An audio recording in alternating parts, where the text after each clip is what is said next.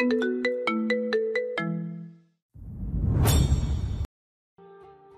যে সামনের ছেলেটা দেখছো, ও হলো পুরো ভার্সিটির ক্রাশ। ওকে গিয়ে আই লাভ ইউ বলতে হবে। সামনে দাঁড়িয়ে থাকা মেয়েটার এমন কথা শুনে সিরাতের চোখগুলো বড় বড় হয়ে গেল। সে একবারও মেয়েগুলো আর আরেকবার দূরে দাঁড়িয়ে থাকা ছেলেগুলোকে দেখছে। সামনে থাকা মেয়েটি আবার বলল, কি পারবে না? সিরাত চুপ করে রইল। সিরাতের বেস্ট ফ্রেন্ড বিন্দু সিরাতের হাত খামছে ফিস করে বলল, না করে দে ভাই, আমাদের দ্বারা এসব হবে না। সিরাত গলা খাকারি দিয়ে বলল, সমস্যা নেই, কিন্তু আমি এটা কেন করব আপু? সামনে থাকা মেয়েটা রেগে বলল, কেন করবে মানে? সবে মাত্র ভার্সিটিতে পা রেখেই এত কথা? বড়দের কথা শুনতে হয় জানো না? সিরাত মুখ চোকা করে শ্বাস ছেড়ে বলল, না, আসলে আমি তো এখানে পড়তে এসেছি, কারো ফরমাইশ খাটতে তো আসিনি। এখন এটা আপনি আমাকে আদেশ করে বললেই তো আর আমি করতে পারি না। এবার সেই মেয়েটির পাশে দাঁড়ানো মেয়েটা বলল, এই তুমি এত কথা বলো কেন? হ্যাঁ, জানো এটা কে? প্রিন্সিপাল ম্যামের মেয়ে। সিরাত নিজের কপালে থাকা চুলগুলো ফদিয়ে উড়িয়ে বলল। তো পাশের মেয়েটা এবার রেগে বলল, অনেক হয়েছে শিফা, এবার চল একে একটু কঠিন শাস্তি দেওয়া যাক। অনেক পটর পটর করে। সিরাত ভ্রু কুঁচকে বলল, আমাকে শাস্তি কেন দেবেন? আমি কি করেছি? আর এসব র‍্যাগ ট্যাগ বন্ধ করুন, বুঝেছেন? এসব অপরাধ। আমি প্রিন্সিপালের কাছে যেতে বাধ্য হব কিন্তু। একদিকে বিন্দু ক্রমাগত সিরাতের হাত মুচড়েই যাচ্ছে, আর সিরাত বারংবার হাত সরিয়ে তাকে রাগে দৃষ্টি নিক্ষেপ করছে। শিপা এবার হাসল, তারপর বলল, তাই নাকি? তোমাকে তো ইনোসেন্ট মনে করেছিলাম। শোনোনি, প্রিন্সিপাল আমার আম্মু। সিরাত এবার চুপ হয়ে গেল, নিচে তাকিয়ে রাগে গজগজ করতে লাগলো। শিফা বাঁকা হেসে বলল, আচ্ছা র‍্যাগ দিচ্ছি না, একটা চ্যালেঞ্জ হিসাবে নিতে পারো। তুমি ওই সামনের ছেলেটাকে আই লাভ ইউ বলতে পারলে তুমি উইন। তা আমি কেন বলবো? বললাম তো চ্যালেঞ্জ। তাছাড়া তুমি তো এসেই বললে এমন কোনো কাজ নেই যা তুমি পারো না, তাই তো তোমায় আমরা দাঁড় করালাম। ওটা আমি আমার বান্ধবীকে বলেছিলাম। বিষয়টা তো একই হলো। শোনো, আমরা সহজে র‍্যাগ ট্যাগ দেই না। তোমার কথা শুনে মনে হলো তুমি অনেক সাহসী, তাই বললাম তোমায়। অন্যের মুখে নিজের প্রশংসা শুনে সিরাতের কেমন যেন ভাব বেড়ে গেল। সে সামনের চুলগুলো আবারও ফুল দিয়ে উড়িয়ে বলল, ওকে ওকে, আমার জন্য এইসব কোনো বিষয়ই না। আমি আজ অবধি কোনো চ্যালেঞ্জ হারিনি। বিন্দুর তো চোখ মুখ একদম ফ্যাকাশে হয়ে যাচ্ছে। সে ঢোক গিলে বলল, না না সিরাত, যাস না, দেখ ওখানে কত ছেলে। সিরাত বিন্দুর হাত ছাড়িয়ে বলল। আরে কিছু হবে না। সিরাত আর কিছু বলতে যাবে, তার আগেই শিফা বিন্দুকে নিজের দিকে টেনে নিয়ে বলল, আরে আপু, তুমি এত ভয় পাও কেন? দেখো, লাইফে সব কিছুর অভিজ্ঞতা হওয়ার দরকার। আর এটা একটা চ্যালেঞ্জ। দেখি তোমার বান্ধবী কতটা পড়ে। সিরাত শয়তানি হেসে বলল। এসব কোনো বিষয়ই না, আসছি। বলেই সিরাত ছেলেগুলোর দিকে পা বাড়ায়। বিন্দু কিছুটা দূরে মুখে হাত দিয়ে দাঁড়িয়ে আছে। শিফা ওর বান্ধবীদের নিচু গলায় বলছে, এবার দেখ কি হয়। আমি একদম শিওর ভাইয়া মেয়েটাকে চরম অপমান করবে। শিফার বান্ধবী জুহি হেসে বলল, একদম। সেদিন দেখলে না অবন্তীকে কিভাবে বাচ্চা টাচ্চা বলে না করে দিল। হ্যাঁ, এবার এটাকে বাস খাওয়াবো। বলে কিনা আজ অব্দি কোনো চ্যালেঞ্জ হারেনি, মদন কোথাকার। বলেই এক একজন হাই ফাইভ করতে লাগলো। আর বিন্দু দূর থেকে ওদের রিয়াকশন দেখে হাত কসলাতে শুরু করলো। তার যে ভীষণ ভয় হচ্ছে। এখানে তার আপাতত কোনো বন্ধু নেই, আজ নতুন এসেই এসবের সম্মুখীন হতে হচ্ছে। মূলত সে আর সিরাত কিছু একটা নিয়ে কথা বলছিল। এক পর্যায়ে সিরাত বলে যে এমন কোনো কাজ নেই যেটা সে পারবে না। আজ অবধি কোনো চ্যালেঞ্জ সে হারেনি।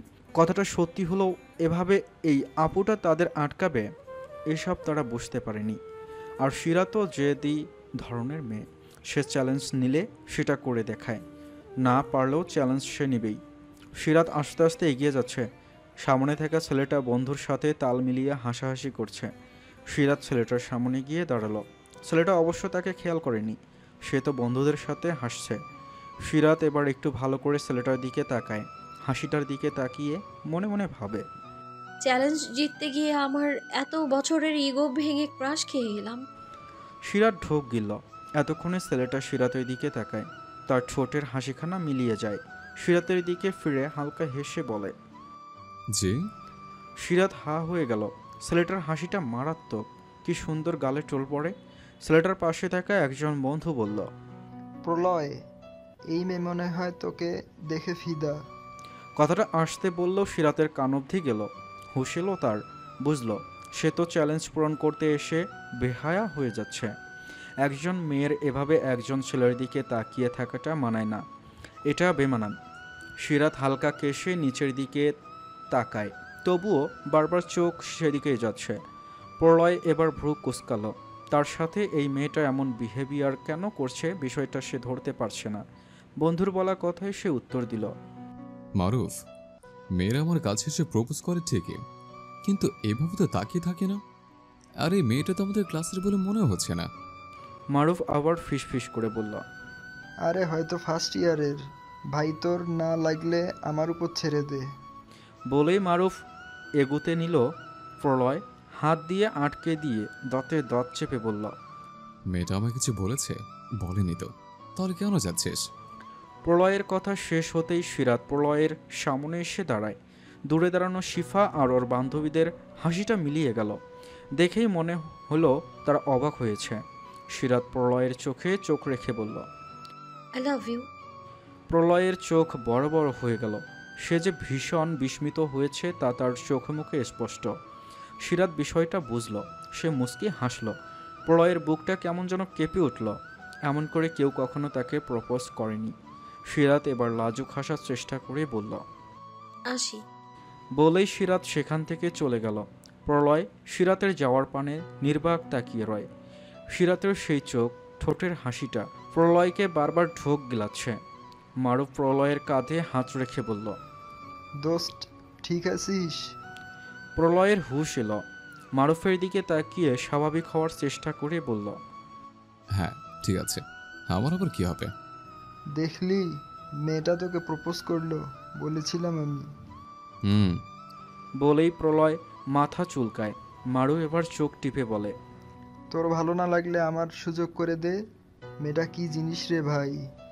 প্রলয়ের ভ্রু কুঁচকে গেল, চোয়াল হলো শক্ত, দাঁতে দাঁত চেপে বলল, ক্লাসে না গিয়ে মগের মতো দাঁড়িয়েছিস কেন?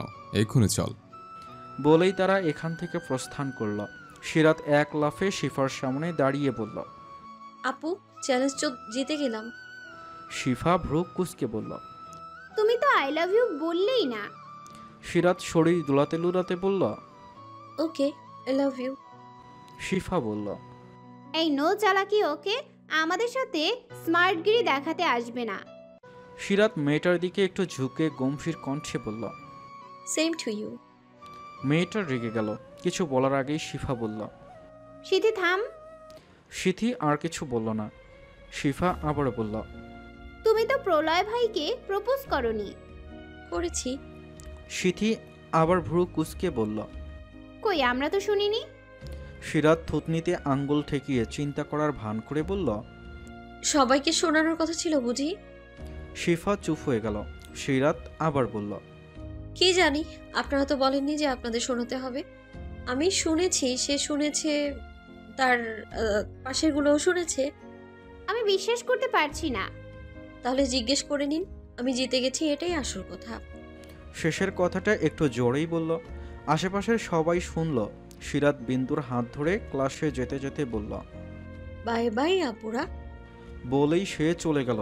শিফার রাগে গজগজ করতে করতে বলল, এমন তো কখনো হয়নি যে প্রলয় ভাইকে কেউ প্রপোজ করেছে আর সে চুপচাপ শুধু দেখে গেছে। প্রলয় ভাই হয়তো মেয়েটাকে জ্ঞান দিয়েছে, নয়তো সরাসরি রিজেক্ট করেছে। জহি তাল মিলিয়ে বলল, আমার কিন্তু বিষয়টা ভালো লাগলো না। মেয়েটা আমাদের এভাবে হারিয়ে দিল। শিফা চুপ করে গেল, কারণ তার আর কিছু করার নেই। সে তো আর প্রলয়কে গিয়ে জিজ্ঞেস করতে পারবে না। প্রলয় তার ফুফির একমাত্র ছেলে। শিফা প্রলয়কে ভীষণ রকম পছন্দ করে, তাই সে চায় না প্রলয়ের সামনে তার এসব আসুক।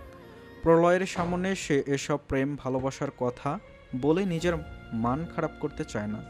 প্রলয় জানে শিফা খুব ইনোসেন্ট, বাচ্চা একটা মেয়ে, আর খুব ভীতু প্রকৃতির। এটাই জানা থাক, সময় এলে না হয় সে প্রলয়কে নিজের করে নেবে। এদিকে বিন্দু তো সিরাতকে পাগল করে দিচ্ছে।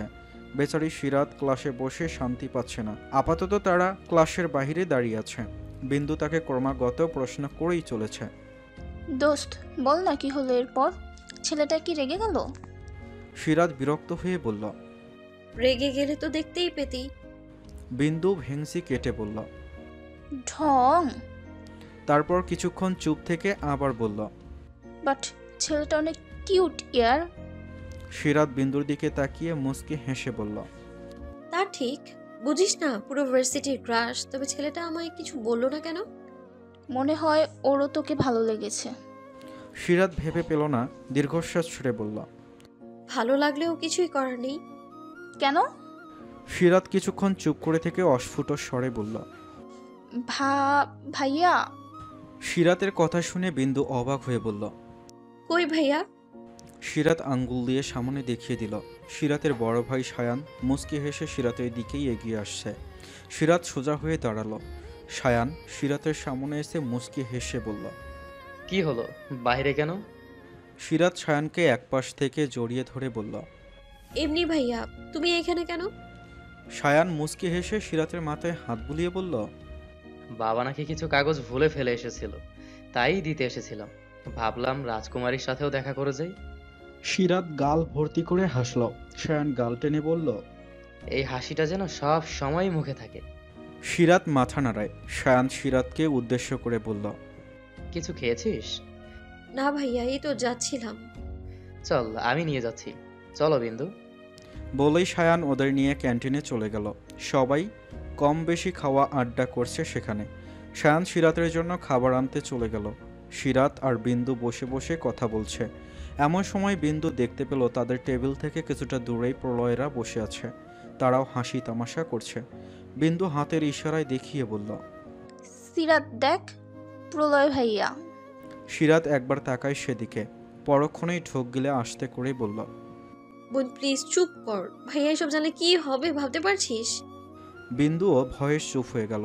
এমন সময় কোত্থেকে একটা ছেলে এসে সিরাতের সামনে বসে পড়ল। সিরাতের ভ্রু কুঁচকে গেল।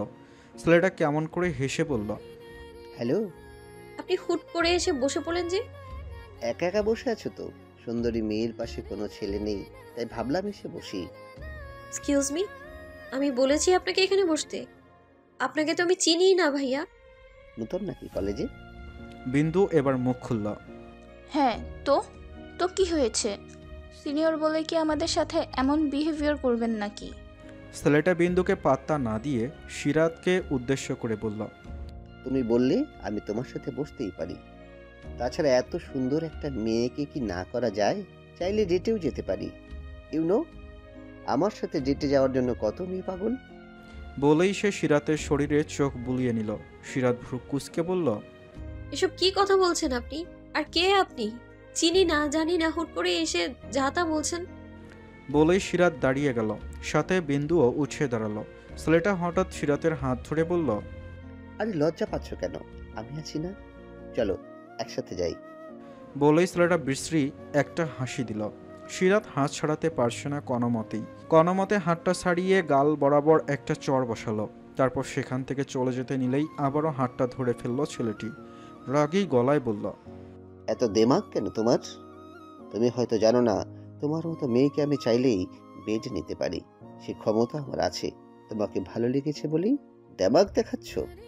ক্যান্টিনের সবাই তাকিয়ে আছে তাদের দিকে। অপমানে সিরাতের কান্না এসে যাচ্ছে। প্রলয় অনেকক্ষণ যাবৎ বিষয়টা দেখছে। কান দিয়ে গরম ধোঁয়া বের হচ্ছে রাগে। শক্ত হয়ে উঠে দাঁড়ালো সে। দাঁত কিরমির করতে করতে এগিয়ে যাচ্ছে। উদ্দেশ্য হলো ছেলেটাকে এক ঘুষি মেরে প্রিন্সিপালের কাছে নিয়ে যাবে। প্রলয় এগুতে নিলেই দেখলো ছেলেটা মুহূর্তেই তার পায়ের সামনে এসে ছিটকে পড়েছে। প্রলয় দুপা পিছিয়ে গেল। অবাক হয়ে সামনে তাকাতেই দেখলো সিরাতের সামনে একটা ছেলে দাঁড়িয়ে আছে। আর সিরাত ঢোক গিলে বলছে। ছেড়ে দে ভাইয়া। সায়ান সিরাতের কথা কানে নিল না। ছেলেটার কলার ধরে তুলে বলল। ও আমার বোন, তোর সাহস কি করে হলো ওর দিকে নজর দেওয়ার? বলেই ঘুষি মারলে গাল বরাবর। চারদিকে সবাই আতঙ্কিত হয়ে তাকিয়ে আছে। সিরাত কোনোমতেই সায়ানকে সামলাতে পারছে না। সে জানে সায়ান ছেলেটাকে মেরেই ফেলবে। সবাই জড়সড় হয়ে গেল। সায়ানের বাবা শিশির চৌধুরী চলে এলেন। ছেলেকে এসব করতে দেখে কোনোমতে সামলে নিয়ে বললেন, ছেড়ে দে, ছেলেটা মরে যাবে তো। সায়ান রাগী কণ্ঠে বলল, ও আমার বোনকে এসব প্রস্তাব দেয় কিভাবে? ওর কলিজাটা বের করে দেখবো না আমি? শিশির চৌধুরী ছেলেকে ধমক দিয়ে বললেন, সায়ান, এসব করিস না, নাম খারাপ হবে আমাদের। তোর বোনকে এই ভার্সিটিতেই পড়তে হবে, ভুলিস না আজ্ঞি। সায়ান নিজেকে ছাড়িয়ে বলল। না চাইলে পড়বে নাও। তারপর সবাইকে উদ্দেশ্য করে বলল, আমার বোনের দিকে যদি কেউ নজর দেয় চোখ উপড়ে ফেলবো আমি, মাইন্ড ইট। বলেই সে সিরাতের হাত ধরে সেখান থেকে নিয়ে যেতে লাগলো। সিরাত ভয়ে একদম সিটিয়ে গেছে।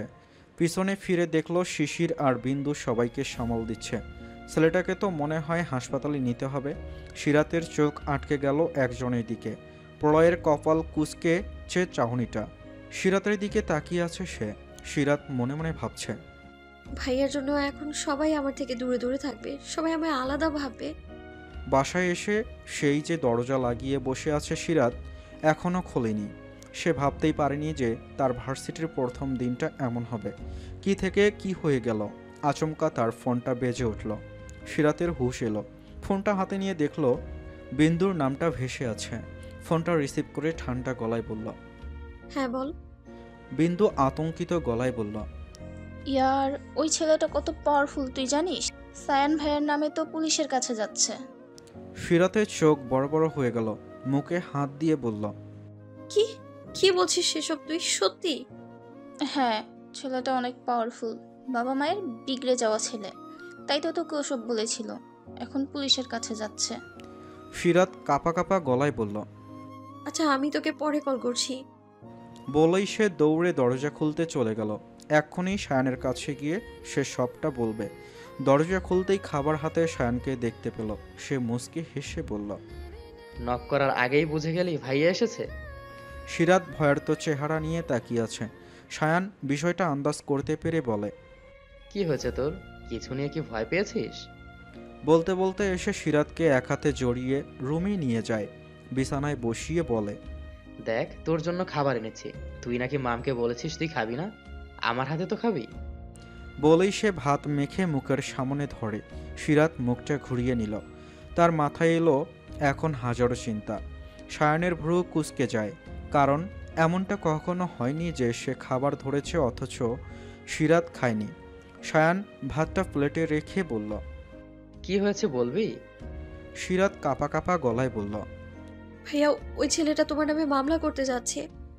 সায়ান অবাক হয়ে তাকিয়ে রইল বোনের দিকে। চারদিক কিছুক্ষণ নিস্তব্ধ রইল। একটু পরেই সায়ানের হাসির শব্দ শোনা যায়। সিরাত বিস্ময় নিয়ে তাকায় সায়ানের দিকে। তার ভাই কি পাগল টাগল হয়ে গেছে নাকি?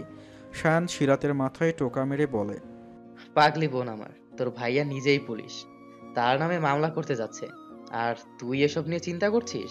এসব আমি ঠিক সামলে নিব। ইপটিজিং করে দায়ে ওরেই না জেলে থাকতে হয়, তাই দেখ।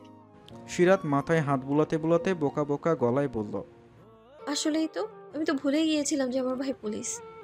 সায়ান সিরাতের মুখে খাবার গুজে দিয়ে দাঁত কেলিয়ে বলল, বয়সেই বড় হয়েছিস, বুদ্ধ একটা। সিরাত মুখ ভর্তি করে খেতে খেতে বলল, ভাইয়া অপমান করবে না একদম। আমার ছোটখাটো একটা প্রেস্টিজ আছে, বুঝলা? সায়ান সিরাতের নাকটা টেনে দিয়ে বলল, পেস্ট্রিস। সিরাত হেসে ফেলল। সায়ান সিরাতকে এক হাতে জড়িয়ে ধরে মনে মনে ভাবল, তোকে আর একা ছাড়া যাবে না। প্রথম দিনই যা হলো, বাকি দিন তো এখনো বাকি আছে। আমি চাই না আমার এত আদরের বোনের কোনো ক্ষতি হোক। রাত হয়তো 1টা বাজে।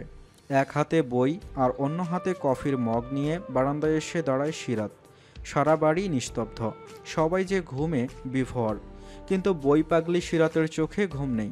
সে পণ করেছে আজ পুরো বই শেষ না করে সে ঘুমাতে যাবে না। তাই তো কফি হাতে বারান্দায় এসে দাঁড়িয়েছে। কফিতে প্রথম চুমুক দিয়ে আবারও বইয়ের পাতায় তাকালো সে।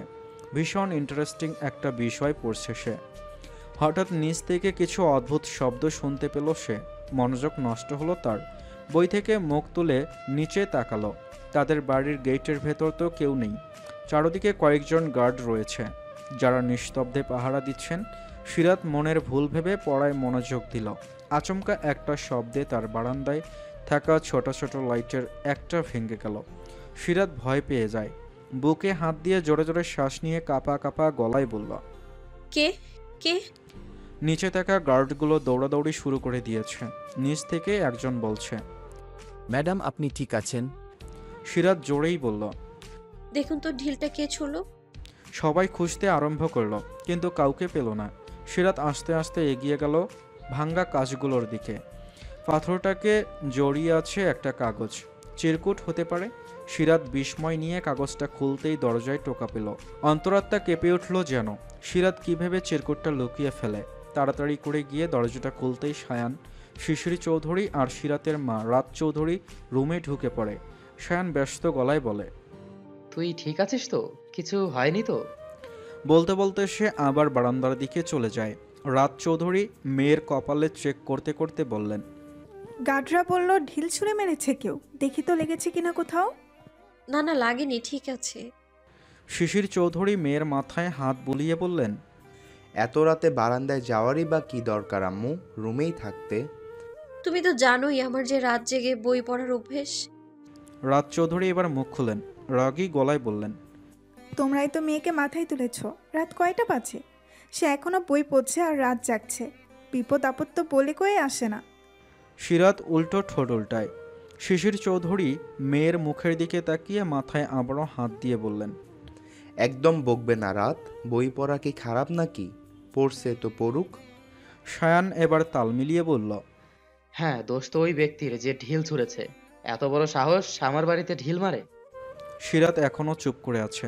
সিরাতের মা বাবা চলে যায়। সায়ানও সিরাতকে সাবধান করে বলল, সাবধানে থাকিস আর ঘুমিয়ে পড়, রাত জাগতে হবে না। সিরাত মাথা নাড়ায়। সায়ান যেতেই সিরাত ধীর পায়ে গিয়ে দরজা লাগালো। লুকানো চিরকুটটা বের করে পড়তে শুরু করে।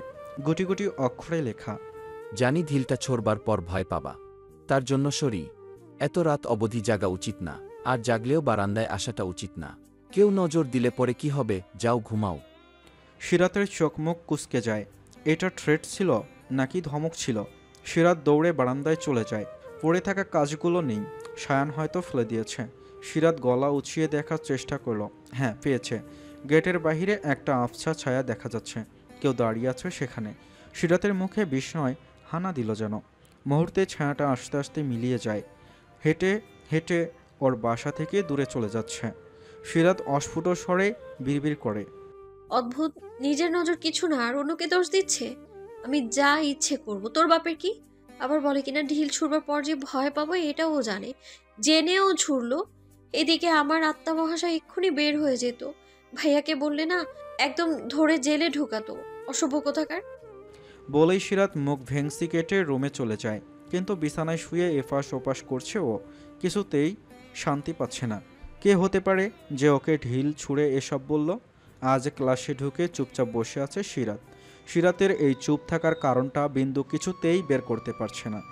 কেন এত চঞ্চল মেয়েটা চুপ করে বসে আছে? বিন্দু গলা খাকারি দিয়ে বলল, সিরাত। ধ্যান ভাঙ্গে সিরাতের, গম্ভীর কণ্ঠে বলে, কি? তুই কি কোনো কিছু নিয়ে টেনশনে আছিস? সিরাত ঠোঁট উল্টে বলল, আর বলিস না, গতকাল যা হলো। বিন্দু এক্সাইটেড হয়ে সিরাতের সামনে বসে পড়ে।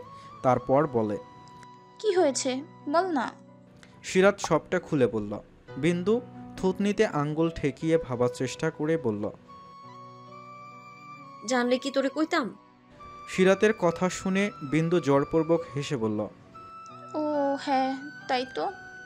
সিরাত এবার এসব বাদ দিল মাথা থেকে। ক্লাসে মনোযোগী হওয়ার চেষ্টা করে। খেয়াল করলো আশেপাশের কম বেশি সবাই তাকে দেখে ফিসফিস করে কিছু একটা বলছে। সিরাতের কেমন যেন অস্বস্তি লাগছে। গতকালকের কাহিনীটা মনে পড়ে গেল ওর। এজন্যই সবাই ফিসফিস করছে না তো? বিন্দু বিষয়টা আন্দাজ করতে পেরে বলল, মনে হয় তোকে নিয়ে কিছু একটা চলছে। সিরাত অসহায় চোখে তাকালো, কান খাড়া করে শোনার চেষ্টা করলো। অনেকে বলছে, এত আদরের বোন তাহলে পড়তে পাঠিয়েছিল কেন? এত বড় ভার্সিটিতে এসব একটু একটু হয়ই। আবার আরেক দল বলছে, আমার মতো যা করেছে ঠিকই করেছে।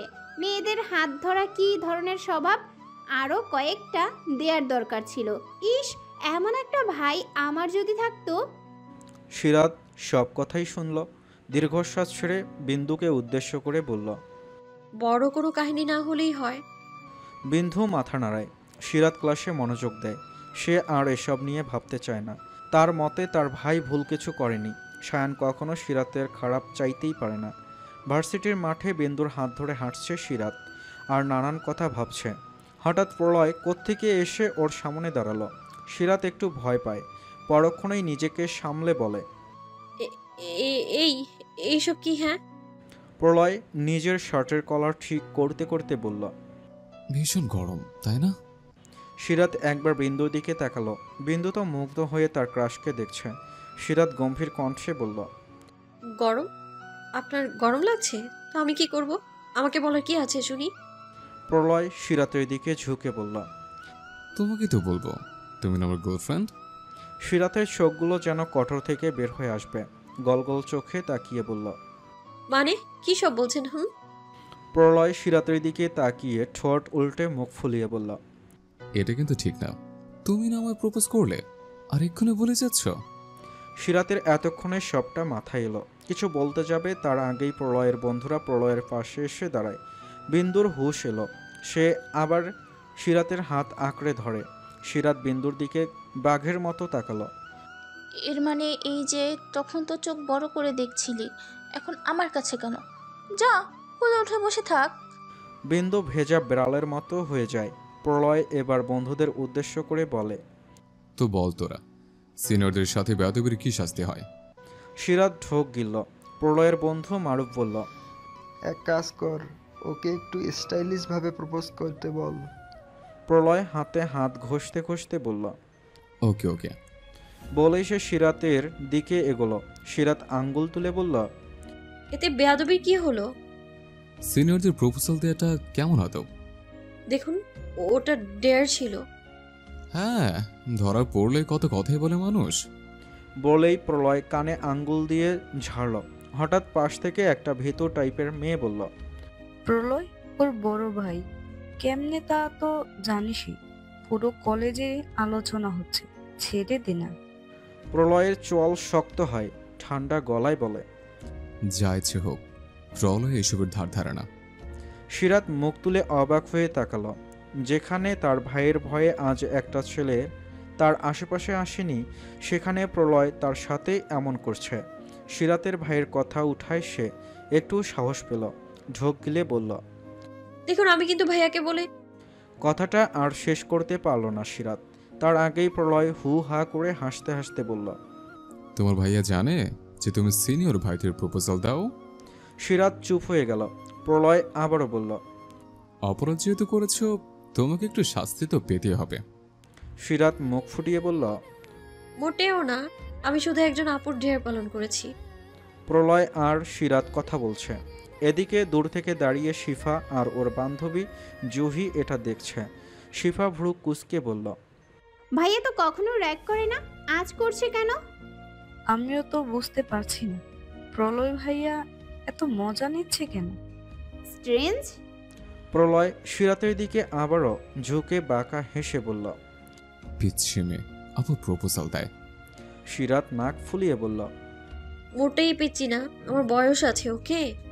প্রলয় দাঁত কেলিয়ে বলল, সে যাই হোক, দেখতে তো পিচ্ছি। কি বলে সবাই? সবাই হু হা করে হাসতে লাগলো। সিরাত বিন্দুর দিকে অসহায় চোখে তাকালো, আর বিন্দুও সিরাতের দিকে অসহায় বিড়ালের মতো তাকালো। সিরাত বুঝল আর সে প্রলয়ের জালে ফেসে গেছে। ছেলেটাকে দেখতে যতটা ভদ্র শান্ত ততটা ও নয় ভেবেই সিরাত শুকনো ঢোক গিলল। সিরাতের তো ভয়ে আত্মায় পানি নেই। বেচারি ভয় পাচ্ছে, তবুও আমতা আমতা করে বলল, যেতে দিন আমায়। প্রলয় সিরাতের দিকে তাকিয়ে বাঁকা হেসে বলল, এত জলদি ছেড়ে দেব? আগে শাস্তি তো পেতে হবে। সিরাত এবার একটু রেগে গেল। ব্যাগ থেকে কিছু একটা বের করতে করতে বলল, কি করলে আপনার আবার পথ ছাড়বেন? টাকা দিয়ে দিব। আচ্ছা নিন। বলেই সিরাত ব্যাগ থেকে 1000-এর 3টা নোট বের করে এগিয়ে দিল। বিন্দু তো সিরাতের কাজে অবাক, কারণ সিরাত তো কখনো এমন করে টাকা দেয় না কাউকে। প্রলয়ের মুখের হাসিটা মিলিয়ে গেল। সবার হাসাহাসি বন্ধ। প্রলয় ভ্রু কুঁচকে টাকাটা নিল। সিরাত হেসে বলল, এবার যাই। বলেই সে বিন্দুর হাত ধরে যেতে নিল। প্রলয় পকেট থেকে আরও 3,000 টাকার নোট বের করে বলল, দাঁড়াও। সিরাত দাঁড়িয়ে গেল। প্রলয়ের হাতের দিকে তাকিয়ে মুখটা ফ্যাকাশে হয়ে গেল। প্রলয় টাকাটা সিরাতের দিকে ছুঁড়ে মেরে বলল, এসব টাকার থেকেও 3 গুণ টাকা প্রলয় মজুমদার পকেটে নিয়ে ঘোরে। তোমার টাকার আমাদের কোনো প্রয়োজন নেই। বলেই সে চলে গেল। বন্ধুরাও সবাই চুপচাপ সেখান থেকে চলে গেল। মারুফ এক নজর সিরাতকে দেখে প্রস্থান করল। বিন্দু স্তব্ধ হয়ে দাঁড়িয়ে থাকা সিরাতের হাত ঝাঁকিয়ে বলল, তুই টাকাটা কেন দিতে গেলি? ওরা আমার রাস্তা ছাড়ছিল না।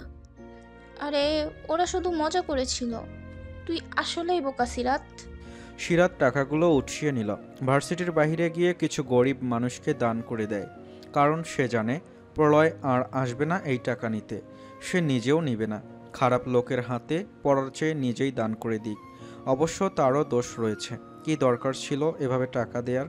না, সে ক্ষমা চেয়ে নিবে প্রলয়ের থেকে। এমন বেয়াদবি করা উচিত হয়নি। ক্ষমা চেয়ে নিবে কথাটা ভেবে নিলেও সিরাত ভার্সিটি যায়নি আজ 3 দিন। সেদিনের পর আর যেতে ইচ্ছে হয়নি। প্রথম দিন থেকেই তার সাথে কিছু না কিছু একটা ঘটেছে, আর সেটা খারাপই বলা চলে। বোনের মন খারাপ বিষয়টা বুঝতে পেরে সায়ান সিরাতের ঘরে এসে ঢুকল। সিরাত তখন বারান্দায় দোলনায় বসে আছে মনমরা হয়ে। সায়ান এসে সিরাতের পাশে বসে পড়ল। সিরাতের কোনো ভাবান্তর হলো না। সায়ান সিরাতের দিকে তাকিয়ে বলল, আজ আকাশে তো মেঘলা কেন? সিরাত ভাইয়ের দিকে এক নজর তাকায়, আবার আকাশের দিকে তাকায়, মনমরা হয়ে বলে, আকাশে তো ভালোই রোদ, 37 ডিগ্রি গরমে মানুষের হাল বেহাল। সায়ান হাসল। সিরাতের গাল টেনে বলল, আমার আকাশটা আজ মেঘলা কেন? সিরাত এতক্ষণে সায়ানের কথাটা বুঝল। ঠোঁট উল্টে বলল, এমনি। সায়ান কিছুক্ষণ কি যেন ভাবল, তারপর বলল, বুঝেছি, কয়েকদিন কাজের চাপে তোকে সময় দেওয়া হয়নি, আর ঘুরতেও নিয়ে যাই না অনেক দিন হলো, তাই মন খারাপ। চল আজ নিয়ে যাব। সিরাতের মন খারাপ পিটা আচমকা ভালো হয়ে যায়। লাফিয়ে উঠে বলে, সত্যি? সায়ান সিরাতের মাথায় হাত বুলিয়ে বলে, একদম, বিন্দুকে ডেকে নিস। আচ্ছা ভাইয়া, তুমি কিন্তু আমাকে শপিং করে দিবে। সেদিন না করে দিলাম তো আজ আবার দিবে? আচ্ছা দিব। সিরাত নাচতে নাচতে রেডি হতে চলে গেল। কারণ সায়ানের সাথে ঘুরতে যাওয়া মানে সে যা চাইবে সায়ান তাকে তাই কিনে দিবে। তাই সে সায়ানের সাথে ঘুরতে যেতে এত পছন্দ করে। 3 দিনের মন খারাপের কারণটা সে ভুলেই যায়। চটজলদি বিন্দুকে কল লাগায়। রিসিভ হতেই বিন্দুর বিস্মিত গলা শোনা যায়, আরে 3 দিন পর আমার আবার সুখের আভাস দেখা যাচ্ছে, বিশ্বাস হচ্ছে না। সিরাত কল করলো তবে? বাজে কথা বন্ধ কর। ভাইয়া আজ ঘুরতে নিয়ে যাবে, যাবি? হ্যাঁ হ্যাঁ যাব। আগে বল, তোর মন খারাপ ঠিক হয়েছে? সিরাত আর কিছু না বলে কল কেটে দেয়। কারণ এখন আর এসব ভেবে মন খারাপ করতে চায় না। কাল গিয়ে সরি বলে দিবে, এর আগে একটু মনটাকে ঠিক করা যায়। সায়ান সিরাত আর বিন্দুকে নিয়ে পার্কে এসে গাড়ি থামালো। সিরাতকে আর পাইকে গাড়ি থেকে নেমে ফুচকা স্টলের সামনে চলে যায়। অর্ডারও করে দেয়। বিন্দু হাসতে হাসতে বলল, দেখলেন ভাইয়া, এত স্পিড। সায়ান গাড়ি থেকে নামতে নামতে বলল, মন খারাপ তো, যা খুশি করতে থাক। তুমিও যাও বিন্দু, বিল আমি দিয়ে দিব। বিন্দুও গিয়ে সিরাতের সাথে ফুচকা খেতে বসে গেল। সায়ান গাড়ির সামনে সানগ্লাস পরে দাঁড়িয়ে আছে। একবার ফোন তো একবার সিরাতের দিকে তাকাচ্ছে। বিন্দু হঠাৎ ফুচকা খেতে খেতে বলল, ভাইয়া খাবে না? আরে ধুর ভাইয়া, এসব খায় না। বলেই সিরাত ফুচকা খাওয়ায় মনোযোগ দিল। খেতে খেতেই বলল, মামা আরো ঝাল দেন, এক্সট্রা চার্জ দিব, নো প্রবলেম, তবু বেশি করে ঝাল দেন। বিন্দু ঢোক গিলে বলল, এই পাগল হয়ে গেছিস? এত ঝাল খেলে কতবার টয়লেটে যেতে হবে হিসাব করেছিস? আর পেট জ্বলবে। সিরাত বিরক্ত হয়ে বলল, ধুর চুপ কর মেরি মা, আমাকে একটু ভালো করে খেতে দে। তুই কি এখন থেকে টয়লেটে বসে থাক, যা। বিন্দু চুপ হয়ে যায়। সিরাতকে কিছু বলা মানেই আজগুবি কথা শোনা, তাই আর কিছু বলল না। সিরাত পরপর খেয়েই যাচ্ছে। এদিকে শায়ানের ফোনে কল আসায় শায়ান সিরাতের দিকে একবার তাকিয়ে কলটা রিসিভ করলো। অপর পাশ থেকে কেউ একজন নিম্ন স্বরে বলল, স্যার, আপনি পাবলিক প্লেসে থাকলে একটু দূরে সরে আসুন, কারণ আমার অনেক ইম্পর্ট্যান্ট আর গোপন কথা আছে। শায়ান ফুস করে শ্বাস ছেড়ে বলল, আচ্ছা। তারপর সে গাড়ি থেকে কিছুটা দূরে চলে যায়। সেখান থেকে সিরাতকেও দেখা যায় না। শায়ান জানে যে তার বোন তাকে না বলে কোথাও যাবে না, তাই সে নিশ্চিন্তে কথা বলতে লাগলো। সিরাত ফুচকা খেতে খেতেই হঠাৎ বিষম উঠে যায়। সিরাত দাঁড়িয়ে কাশতে লাগে। বিন্দু প্লেটটা বেঞ্চে রাখতে রাখতে বলল, হলো তো, মানে সব সময় বাড়াবাড়ি করিস। বলেই সে সিরাতের মাথায় হাত দিয়ে সায়ানের দিকে তাকালো, কিন্তু সেখানে সায়ান নেই। সিরাতের চোখ মুখ লাল হয়ে গেছে। হঠাৎ সামনে থেকে কেউ একজন সিরাতের সামনে পানির বোতল ধরল। সিরাত সেটা নিয়ে ঠকঠক করে গিলতে লাগলো। বিন্দু ভালো করে তাকিয়ে প্রলয়কে দেখতে পেল, হাত ভাঁজ করে দাঁড়িয়ে আছে। সিরাত পানি শেষ করে মাথা নিচু করা অবস্থাতেই বোতলটা এগিয়ে দিয়ে বলল, থ্যাংক ইউ। প্রলয় পানির বোতলটা নিয়ে নিল, তারপর বিন্দুকে উদ্দেশ্য করে বলল, এত হাইপার না হয়ে একটু পানি দিলে মিটে যেত। সিরাত এবার মুখ তুলে তাকালো। প্রলয়কে দেখা মাত্রই বুক কেঁপে উঠল তার। প্রলয় সিরাতের দিকে না তাকিয়ে বলল, খাবার কেউ নিয়ে যাচ্ছে না, ধীরে সুস্থে খেলেই হয়। বলেই সে সিরাতের হাতে বোতল ধরিয়ে চলে গেল। সিরাত এখনও প্রলয়ের যাওয়ার পানে তাকিয়ে আছে। না, প্রলয়কে সে যতটা খারাপ ভেবেছিল প্রলয় ততটা খারাপ নয়। সিরাতের মনে প্রলয়কে নিয়ে আলাদা রকম একটা ভালো লাগার সৃষ্টি হয়। বিন্দু সিরাতের কাঁধে হাত রেখে বলল, যেভাবে দৌড়ে আসছিল মনে হচ্ছিল তোর এই অবস্থা তার সহ্য হচ্ছিল না। সিরাত হালকা হাসলো, বসে থেকে বাকি ফুচকাগুলো শেষ করলো। অপরদিকে প্রলয় বন্ধুদের সাথে হাঁটতে হাঁটতে তাদের থেকে কিছুটা দূরে এসে দাঁড়া আড়াল থেকে সিরাতকে দেখতে লাগলো। মনে মনে ভাবল, এভাবে নতুন নতুন মায়ায় আমাকে জড়াচ্ছ কেন মায়াবিনী? পরে এই আমিকে তুমি সহ্য করতে পারবে তো? সিরাতের সেদিনের মতো আবারও মনে হচ্ছে তাকে কেউ দেখছে। আশেপাশে তাকিয়ে কাউকে পায় না সে। সায়ান এসে বিল মিটিয়ে বলে, চল, আর খেতে হবে না, পেট খারাপ করবে। সিরাত মাথা দুলায়, কিন্তু তার নজর বারবার আশেপাশে যাচ্ছে। প্রলয় এবার আড়াল থেকে বের হয়ে বন্ধুদের সাথে যোগ দিল। সিরাতের চোখ পড়ল প্রলয়ের হাস্যোজ্জ্বল চেহারার দিকে। ঠোঁটে এক চিলতে হাসি ফুটে উঠল তার। প্রলয় সেটা দেখলেও সিরাতকে বসতে দিল না। আজ ভার্সিটি এসেই সিরাত প্রলয়কে খুঁজতে লাগলো। বিন্দুর সাথে হাঁটছে আর চোখ দিয়ে বারবার খুঁজে চলছে। কাঙ্ক্ষিত ব্যক্তিটিকে পেয়েও গেল। তার বন্ধু মারুফের সাথে দাঁড়িয়ে কোনো কিছু নিয়ে ডিসকাস করছে। সিরাত দাঁড়িয়ে গেল। বিন্দু অবাক হয়ে বলল, দাঁড়ালি কেন? সিরাত আস্তে আস্তে হেঁটে প্রলয়ের সামনে গিয়ে দাঁড়ালো। সিরাতের আচমকা এভাবে এসে দাঁড়ানোতে প্রলয় চুপ হয়ে গেল। ব্রু কুঁচকে বলল, ইয়েস। সিরাত প্রলয়ের চোখে তাকিয়ে অসহায় গলায় বলল, সেদিনের জন্য সরি, আসলে আমি না বুঝে করে ফেলেছি। প্রলয় কিছুক্ষণ তাকিয়ে রইল, তারপর মুচকি হেসে বলল, ইটস ওকে। সিরাতের চোখ মুখ উজ্জ্বল হয়ে গেল। ধীর পায়ে সেখান থেকে বিদায় নিল। বিন্দু আর মারুফ তো হাঁ হয়ে তাকিয়ে আছে। সিরাত যেতেই বিন্দু সিরাতের পিছনে পিছনে চলে গেল। মারুফ প্রলয়ের কাঁধে হাত দিয়ে বলল, মাফ করে দিলি? প্রলয় কিছুক্ষণ তাকিয়ে থেকে মাথা চুলকে বলল, এত সুন্দর করে সরি বললে মাফ না করে থাকা যায় না দোস্ত। মারুফ অবাক হয়ে বলল, মানে? প্রলয়ের হুঁশ এলো, আমতা আমতা করে বলল, মানে আবার কি, চল, অনুষ্ঠানের জন্য সবকিছু ঠিকঠাক করতে হবে, এত সময় নষ্ট করলে চলে কামচোর। বলেই সে মারুফকে নিয়ে অনুষ্ঠান নিয়ে আলোচনা করতে চলে গেল। সেদিনের মতো বিন্দু আর সিরাতের দিনটা ভালোই কাটল। সরি বলে দেওয়ায় সিরাতের মনটা অনেক হালকা হয়েছে, কিন্তু বিন্দুর তো সন্দেহ যাচ্ছে না সিরাত কি না সরি বলল। বিন্দু সিরাতের পিছন পিছনে যেতে যেতে একসময় সামনে গিয়ে দাঁড়ালো, তারপর বলল, সিরাত, তুই হঠাৎ সরি বললি যে? হ্যাঁ বললাম, আমার অপরাধ ছিল তাই। আর সরি বলে কি কেউ ছোট হয় নাকি?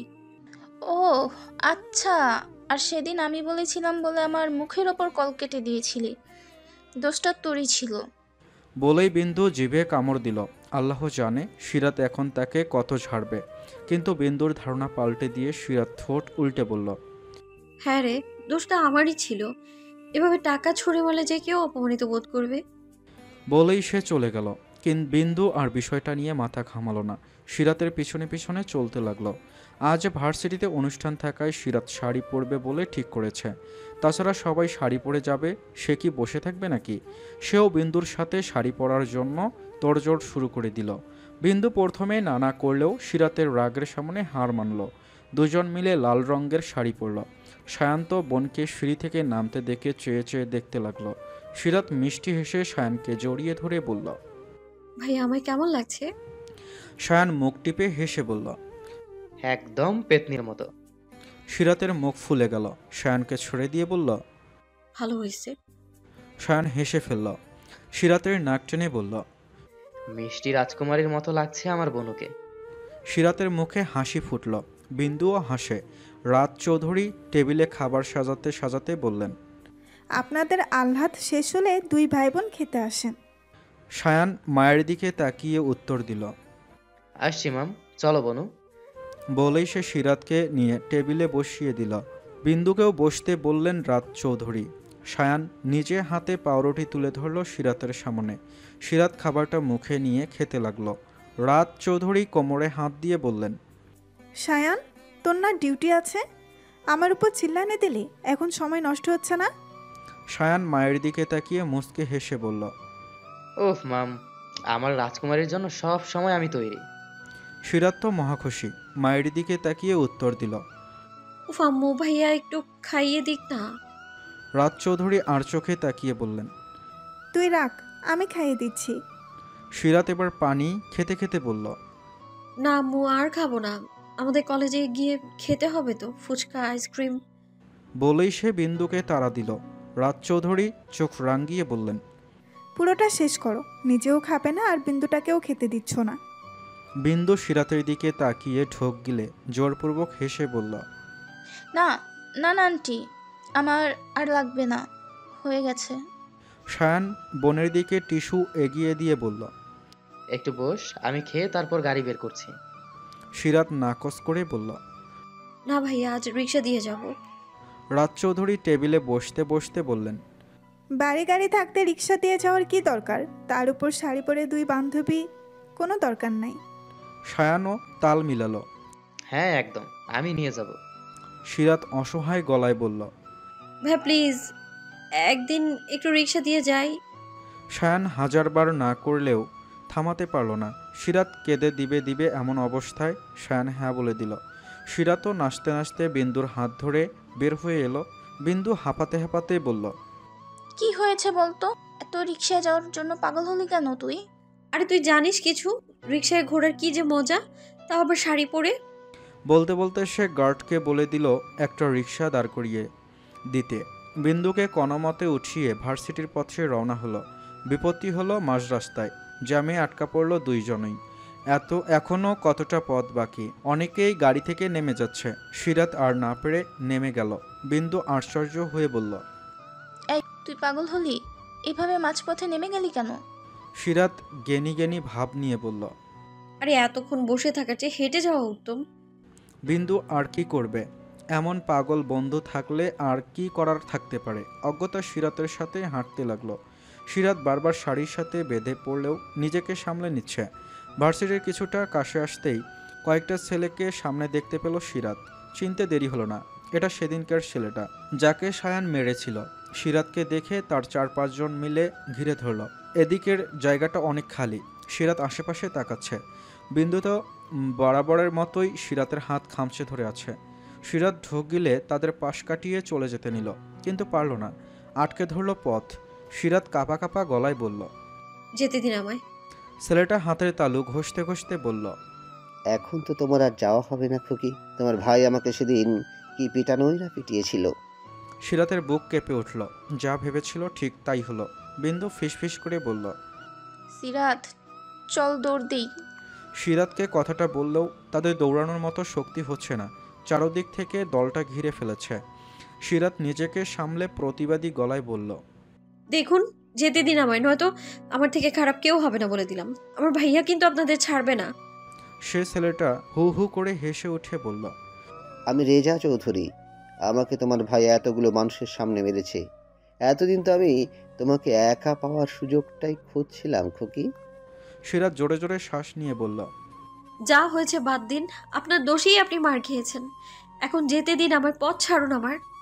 রেজার পাশের ছেলেটা বলল। মেয়ের পাশের মালটাও কিন্তু অনেক সুন্দর, দুটোই চলবে। বিন্দু তো ভয়ে শেষ। এমনিতেই সে এত দুর্বল, তার মধ্যে এসব কথাবার্তা। সিরাত বিন্দুকে আড়াল করে দাঁড়ালো। তার জন্য সে বিন্দুর ক্ষতির হতে দেবে না। রেজা আবার বলল। তোর ভাইয়ের এত সাহস কেন রে?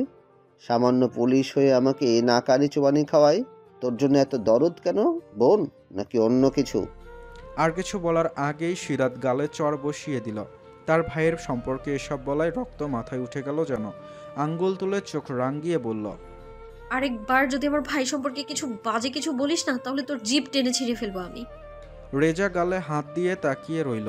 সিরাত রেগে মেগে চলে যেতে নিলে আবারও হাত ধরে ফেলল রেজা। সিরাত কোনোমতেই ছাড়াতে পারছে না। এমন সময় প্রলয় এসে মাঝখানে ঢুকে পড়ল। হাতটা ছুটে গেল সিরাতের। প্রলয়কে দেখে সিরাতের সাহস হলো। প্রলয়ের পিছনে গিয়ে দাঁড়ালো সে। তার বিন্দুও যেন এবার সাহস পেল কিছুটা। রেজা রেগে বলল, প্রলয়, তোর সাথে আমাদের কিছু নেই। ভালোই ভালোই পথ ছেড়ে দে, তোর সাথে আমরা ঝামেলা করতে চাই না। প্রলয় হাত ভাঁজ করে দাঁড়ালো। মুচকি হেসে বলল, আচ্ছা, আমি কিছু করছি না। পারলে আমার থেকে ওকে নিয়ে যা, আমি কিছু করব না। সিরাত অবাক হয়ে তাকায়। প্রলয় কি ওদের হাতে তুলে দিবে ওকে? মনে মনে নিজেকে শখানেক গালি দিল। কি হতো ভাইয়ার সাথে এলে? এত বড় ঝামেলা হলো, কি হবে এখন? এইভাবে দাঁড়িয়ে না থেকে ভার্সিটি যান। প্রলয়ের এমন গম্ভীর গলা শুনে সিরাত মুখ তুলে তাকায়। বিন্দু মুখে হাত দিয়ে তাকিয়ে আসছে সামনে পড়ে থাকা ছেলেগুলোর দিকে। একটু আগেও যারা সিরাতের গায়ে হাত দিতে চেয়েছিল, আপাতত তারা মাটিতে গড়ে পড়ে গড়াগড়ি খাচ্ছে। প্রলয় তাদেরকে কি মারটাই না মারল। সিরাতের রেসপন্স না পেয়ে প্রলয় একটু ধমকে উঠল। কি হলো জান? সিরাত কেঁপে উঠল। মাথা তুলে চোখে চোখ রেখে বলল, ধন্যবাদ। প্রলয় তাচ্ছিল্য হেসে বলল, ফর হোয়াট? আমায় বাঁচানোর জন্য। কেন? তোমার সেই ভাইয়া কোথায়? এত এত কথা বললো সেদিন ভার্সিটিতে। এটাও বললো যে তার বোনের দিকে কেউ তাকালে চোখ তুলে নেবে। তাহলে আছে কই? আসলে বলিস তো, এসবে তার কি বাসে যায়? সিরাত এবার রেগে গেল। তাকে বাঁচিয়েছে বলে কি যা ইচ্ছা তাই বলবে? এমনকি তার ভাইকে নিয়েও বলেছে। সিরাত রাগী গলায় বলল, তো পুলিশ তো কি হয়েছে? দেখুন, আমার ভাইয়ের নামে কোনো বাজে কথা আমি একদম সহ্য করব না। আমার ভাইয়া নিজের ডিউটি সবসময় পালন করে আর আমাকে আগলেও রাখে। নমুনা দেখতেই পাচ্ছে। আপনার দেখাতে আমাদের কিছুই যায় আসে না। বাঁচানোর জন্য ধন্যবাদ। আর আমার জেদেই ভাইয়া আমায় একা ছেড়েছে, নয়তো আমার ভাইয়া আমার সাথে ছায়ার মতো থাকে। বলেই সিরাত বিন্দুর হাত ধরে চলে গেল। প্রলয় পাঞ্জাবি পরিহিত হাতের কনুই দিয়ে নিজের ঠোঁটের ওপরের ঘাম মুছল। রেজার দিকে আঙ্গুল তুলে বলল, আমার জিনিসের উপর থেকে নজর সরিয়ে নে। আজ আত্মারা করেছি, নেক্সট টাইম একদম উপরে। বলেই সে সেখান থেকে হাঁটা ধরে। আস্তে আস্তে রাগটা শান্ত হচ্ছে। মনে মনে ভাবছে, আমার এইভাবে ওর ভাইয়াকে বলা উচিত হয়নি। কী বা করব? এভাবে কেউ ছেড়ে দেয়? যদি আজ কিছু একটা হয়ে যেত। ভাবতেই প্রলয়ের ভেতর থেকে দীর্ঘশ্বাস বের হয়ে এলো। ভার্সিটিতে এসেই সিরাত নিজের রাগটাকে আস্তে আস্তে নিয়ন্ত্রণে নিয়ে এলো। তারপর বিন্দুর দিকে ফিরে বলল, তুই ঠিক আছিস? বিন্দু হ্যাঁবোদক মাথা নাড়িয়ে বলল, আজ প্রলয় ভাইয়া না থাকলে কি যে হতো। সিরাত কিছু বলল না। বিন্দু আবারও বলল, আসলেই খুব ভালো মানুষ উনি। তার জীবন সঙ্গী অনেক লাকি হবে দেখিস। সিরাত মুখ তুলে বিন্দুর দিকে তাকালো। বিন্দুর নজর সামনে কিছু দূরে দাঁড়িয়ে থাকা প্রলয়ের দিকে, যে বন্ধুদের সাথে টুকটাক কথা বলছে। দেখে বোঝাই যাচ্ছে সে মাত্রই এসেছে। পরনে লাল রঙের পাঞ্জাবি। খেয়াল করা মাত্রই সিরাত নিজের দিকে দেখালো। কালারটা মিলে গেছে। সিরাত বিন্দুর দিকে তাকিয়ে নিম্ন স্বরে বলল, তোর প্রশংসা করা শেষ হলে যাওয়া যাক। কই? অনুষ্ঠান দেখতে। ও হ্যাঁ। ভার্সিটি থেকে বের হওয়ার সময় সিরাত রেজাদের আবারও দাঁড়িয়ে থাকতে দেখল। তবে এবার আর তারা কিছু করল না, বরং সিরাতকে দেখে মাথা নিচু করে রাখল। সিরাত বেশ অবাক হলো। মনে মনে ভাবল, প্রলয়ের একবার পিটানোতে এরা সবাই একদম সোজা হয়ে গেল। আহ, খুব ভালো তো। বাসায় এসেই খাওয়া দাওয়া না করে প্রলয় বারান্দায় গিয়ে দাঁড়ালো। বারান্দা দিয়ে বাহিরের দৃশ্য দেখছে। তবে কোনো মতেই কোনো কাজ হচ্ছে না। বারংবার সিরাতের কথা মনে পড়ছে। সিরাতের হাসিমাখা মুখটা ভেসে উঠছে। প্রলয় জানালার গ্রিল ধরে চোখ বন্ধ করে আছে। কেন যেন এই মুহূর্তে সিরাতের কথা খুব মনে পড়ছে। মনে চাইছে সিরাতকে জড়িয়ে ধরতে, যা সে কখনো করেনি। দরজায় কারো কড়াঘাতে ধ্যান ভাঙল। নিজেকে সামলে ভাঙ্গা গলায় বলল, কাম। শিফা সুন্দর করে হেঁটে হেঁটে প্রলয়ের সামনে গিয়ে দাঁড়ালো। মুচকি হেসে বলল, ভাইয়া। প্রলয় তো শিফাকে বোনের চোখেই দেখে। মাথায় হাত বুলিয়ে বলল, কি রে বেদনে, আজ শাড়ি পরে যাওয়ার কথা ছিল তো, যাস নে? ধুর ভাইয়া, এসব শাড়িটারি পরে গরমের মধ্যে ভার্সিটি যাওয়ার চেয়ে আমি বান্ধবীদের নিয়ে একটু মজা করেছি বাসাতেই, এটাই বেস্ট। প্রলয় শুধু হালকা হাসল। শিফা প্রলয়কে এক হাতে জড়িয়ে ধরে বলল, ভাইয়া তুমি কিন্তু এখনো আমাকে বার্থডে ট্রিট দাওনি। ও হ্যাঁ, কিন্তু তোর বার্থডে তো 1 মাস আগে চলে গেল। আমি কিছু জানি না, আমি আমার বান্ধবীদের বলে রেখেছি তুমি কালকে আমাদের খেতে নিয়ে যাবে। বাপরে, এত বড় গ্রুপটাকে আমাকে ফকির বানাতে চাস? শিপা বাঁকা হাসল। আচমকা প্রলয়কে শক্ত করে জড়িয়ে ধরে বলল, প্লিজ প্লিজ প্লিজ চলো না যাই। প্রলয় শিফাকে ছাড়িয়ে নিয়ে বলল, আচ্ছা যাব, রেডি থাকিস ভার্সিটির পর।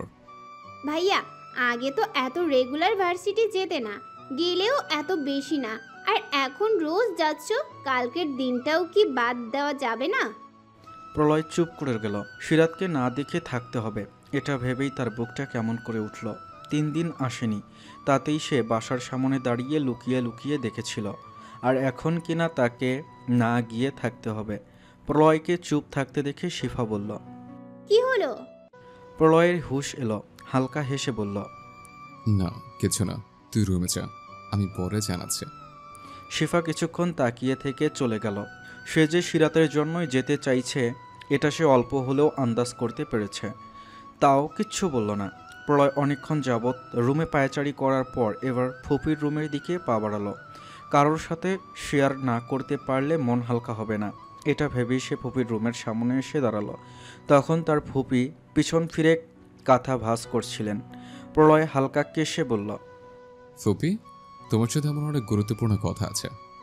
প্রলয়ের ফুপি প্রলয়ের কথায় তার দিকে ঘুরে তাকালো। হাতে থাকা আধভাজা কাঁথাটা বিছানাতেই ফেলে দিলেন। মুচকে হেসে বললেন, হ্যাঁ বাবা বল, ভেতরে আয় না। প্রলয় দ্রুত পায়ে রুমে ঢুকে ফুপিকে জড়িয়ে ধরল। প্রলয়ের ফুপি কানন মজুমদার বেশ অবাক হলেন, তবুও হালকা হেসে বললেন, কি হয়েছে প্রলয়, কোনো সমস্যা? প্রলয় কানন মজুমদারকে বিছানায় বসিয়ে দিল। পাশে বসে ধীর গলায় বলল, ফুপি, মা মারা যাওয়ার পর তোমাকে নিজের মায়ের মতো ভেবেছি। বাবা তো দেশেও নেই, তোমার সাথে সবটা শেয়ার করে। কানন মজুমদার প্রলয়ের মাথায় হাত দিয়ে মুচকে হেসে বললেন, হ্যাঁ বল, তোর মনে যা আছে সব বলে দে আমায়। প্রলয় অসহায় গলায় বলল, আমি একটা দ্বিধায় পড়ে গেছি ফুপি, আমি বুঝতেই পারছি না কোন পথে যাব। আমি একজনের মায়ে আটকে গেছি, আমি কিছু জানি না, আমি শুধু তাকিয়ে চাই। রাতে ঘুমোতে পারি না আমি, আমার কি হয়েছে আমি কিচ্ছু বুঝতে পারছি না। আমার শুধু তাকিয়ে চাই। আমার কেমন একটা কষ্ট হচ্ছে, মনে হচ্ছে ওকে এনে সামনে বসিয়ে রাখি, ওর আবার কোনো বিপদ হলো কিনা, ওর বিষয়গুলো খুব ভাবাচ্ছে আমায়। কানন মজুমদার অবাক হয়ে প্রলয়ের দিকে তাকালেন। তার মেয়ে শিফার সাথে বিয়ের কথা ভেবেছিলেন উনি, যেন মেয়ে তার বাড়িতেই থাকে। কিন্তু প্রলয়ের কথা শুনে তো মনে হচ্ছে সে অন্য কারোর মায়ায় জড়িয়েছে। কানন মজুমদারকে কিছু বলতে না দেখে প্রলয় আবারও জড়িয়ে ধরল তাকে। কাঁদো কাঁদো গলায় বলল, তুমি আমাকে এনে দাও ওকে ফুপি, আমি ওকে ছাড়া থাকতে পারছি না। ওকে না দেখলে আমার কষ্ট হয়, আমি ওকে ছাড়া থাকতে পারছি না, আমার খুব কষ্ট হয়, ওকে নিয়ে টেনশন হয়, ভালো লাগে না কিছু, মনে হয় সারাদিন ওকে সামনে বসিয়ে দেখতেই থাকি। এত মায়া ওর মুখে, তুমি ভাবতে পারছো না ফুপি। কানন মজুমদারের মায়া লেগে গেল।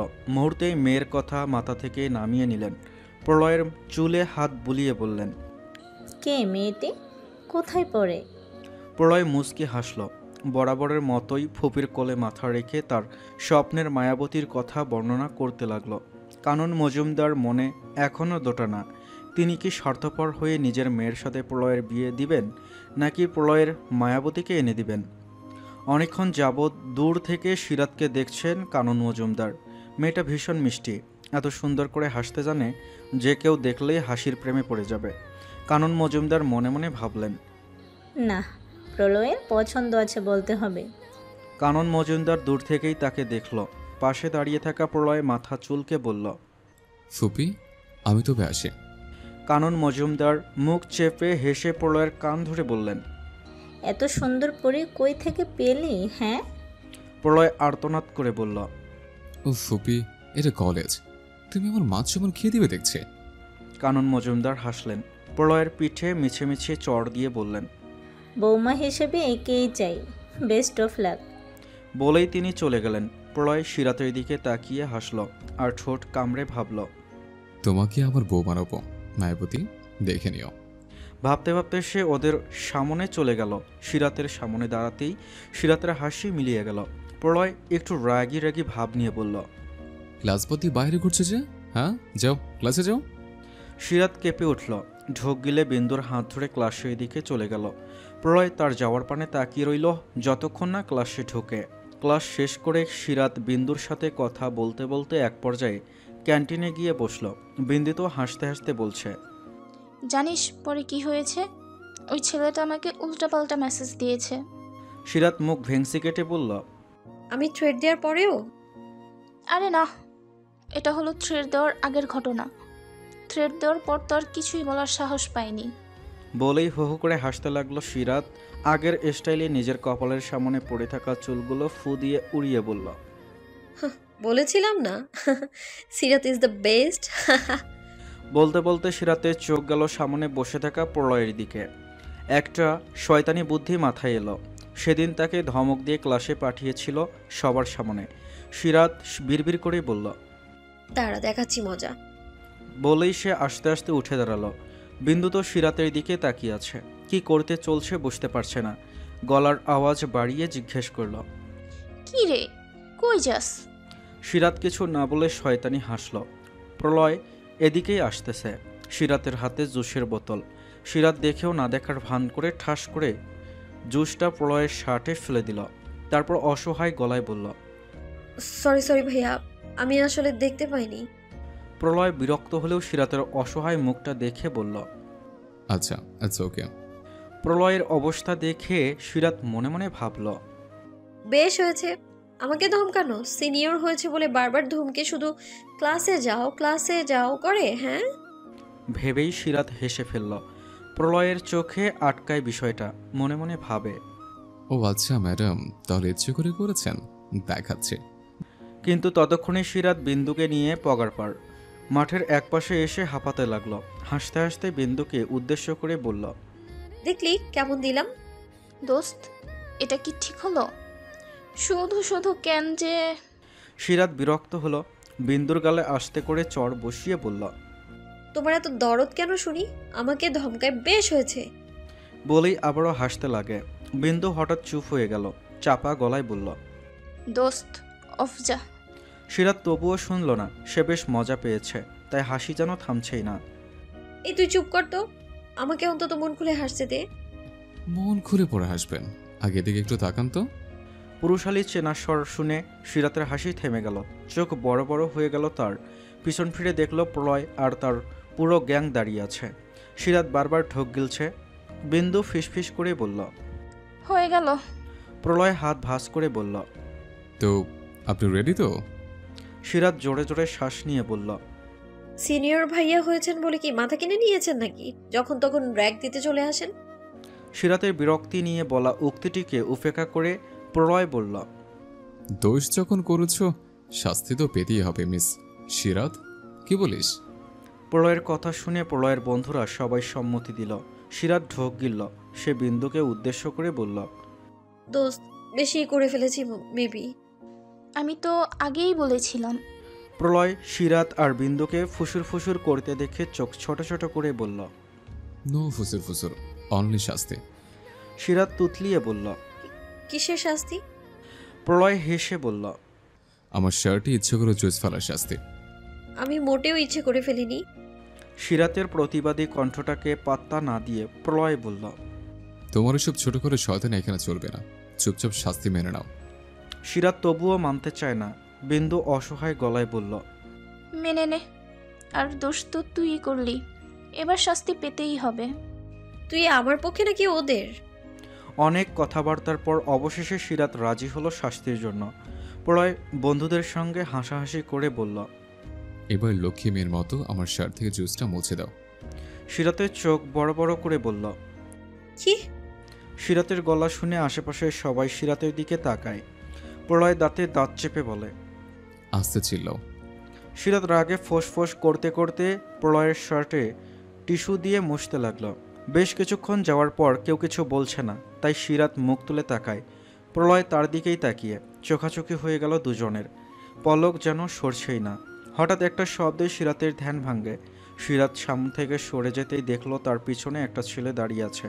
সে রাগী গলায় বলছে, তুই আমার হাত মুছড়ে দিলি কেন রে প্রলয়? প্রলয়ের শান্ত গলায় জবাব হলো, সিরাতকে টাচ করতে চাচ্ছিলে কেন?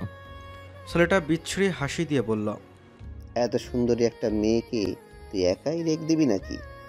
আমাদের একটু সুযোগ দে। প্রলয়ের চোখে মুখে মুহূর্তেই রাগ ভার করল। সে ছেলেটার অনেক কাছে গিয়ে আঙ্গুল উঁচিয়ে বলল, পরের বার আমার জিনিস থেকে দূরে। আস্তে করে বলায় সিরাত শুনল না, তবে তার মনের মধ্যে খটকা রয়ে যায়। বিন্দু সিরাতকে নিয়ে দৌড়ে লাগাতে লাগাতে বলল, ভাগ সিরাত, এটাই শুরু। সিরাত তবুও পিছন ফিরে দেখল প্রলয় আর ওর বন্ধুরা ছেলেটার সাথে ঝামেলা করছে। সিরাতের মনে প্রশ্নটা থেকেই গেল যে প্রলয় কেন ওর জন্য মারপিট করছে, যে কিনা একটু আগেই সিরাতকে শাস্তি দিচ্ছিল। বিষয়টা বারংবার ভাবনায় সিরাতকে। প্রলয় তাকে সবসময় প্রোটেক্ট করে, একদম সায়নের মতো, কখনো কারোর বাজে নজরে পড়তে দেয় না। এই বিষয়টা থেকেই সিরাতের মনে প্রলয়কে নিয়ে আলাদা রকম একটা ভালো লাগার সৃষ্টি হয়। সে নিজে নিজেই বলল, না, উনি এতটাও বাজে না। বিন্দুর কান অবধি কথাটা বাড়ি খেল। ঠোঁট কামড়ে হেসে সিরাতকে ঠেস মেরে বলল, একটু আগে শয়তানি করছিলি আর এখন বলছিস এতটাও বাজে না, হা হা। সিরাত চাপা হাসল। বিন্দুর পিঠে কিল বসিয়ে বলল, ধুর, তেমন কিছুই না, জাস্ট ভালো লাগা, কারণ উনি মানুষ হিসেবে ভালো। তা ঠিক। সিরাত বিন্দুকে না করলেও তার মনে অল্প হলেও প্রলয়কে নিয়ে ভালো লাগা রয়ে গেল। সিরাতের মনেও প্রলয়কে নিয়ে আস্তে আস্তে ভালো লাগার সৃষ্টি হচ্ছে, আলাদা রকম একটা অনুভূতির হচ্ছে। এই অনুভূতির সাথে পরিচিত না সিরাত, একদম আলাদা।